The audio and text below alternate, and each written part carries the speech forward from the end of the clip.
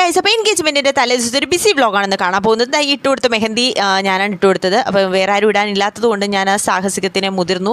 അപ്പോൾ ഇട്ട് കൊടുത്ത് വലിയ പ്രശ്നമൊന്നും ഇല്ലാതെ അങ്ങ് അഡ്ജസ്റ്റ് ചെയ്ത് അങ്ങ് പോയി. പിന്നെ നമ്മൾ എല്ലാവരും കൂടെ ചെന്ന് ഫുഡൊക്കെ വെച്ചു. ഞാൻ വെച്ചില്ല, ബാക്കി എല്ലാവരും കൂടെ ഫുഡൊക്കെ വെച്ച് ഞാൻ കഴിച്ചു, അത്രേ ഉള്ളൂ.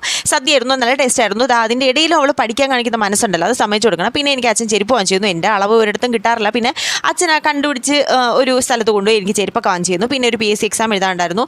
എന്തിനാ എഴുതുന്നത് എനിക്കൊരു ഐഡിയ ഇല്ല, കാരണം കുറേ നാളായിട്ട് ഞാൻ എഴുതിയിട്ട്. അപ്പോൾ വലിയ ഐഡിയ ഒന്നുമില്ല, എന്നാലും ഞാൻ പോയി എഴുതാമെന്ന് വിചാരിച്ചു. ഉറക്കത്തിൽ നിന്ന് എഴുതി പോയിരുന്ന് എഴുതുന്നതാണ്. എന്നിട്ട് പിന്നെ പിരിയം റെഡി ആയിരുന്നു, അതൊക്കെ കഴിഞ്ഞു. പിന്നെ ഫുഡൊക്കെ കഴിച്ചു. സെറ്റ് സദ്യയായിരുന്നു, അതൊക്കെ കഴിച്ചു. പിന്നെ എന്താ, എൻഗേജ്മെൻറ്റിൻ്റെ തലേദിവസം എന്ന് പറഞ്ഞാൽ ഒരു ഉത്സവം പോലെയാണല്ലോ. എല്ലാവരും ഒരുമിച്ച് കൂടുക, പൂവൊക്കെ ഒരുമിച്ച് കെട്ടുക, കാര്യം പറയുക, തമാശ പറയുക, സംസാരിക്കുക, അങ്ങനെ ഭയങ്കര രസമുള്ള ഒരു ഡേ ആണ്.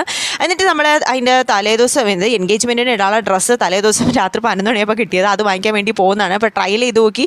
അപ്പോൾ ഡ്രസ്സ് കിട്ടിയപ്പോൾ ഒരു ആശ്വാസം, ഒരു സന്തോഷം. അപ്പോൾ ഇന്നത്തെ വീഡിയോ ഇത്രയുള്ളൂ. ചാച്ച, ബൈ ബൈ ഉമ്മ.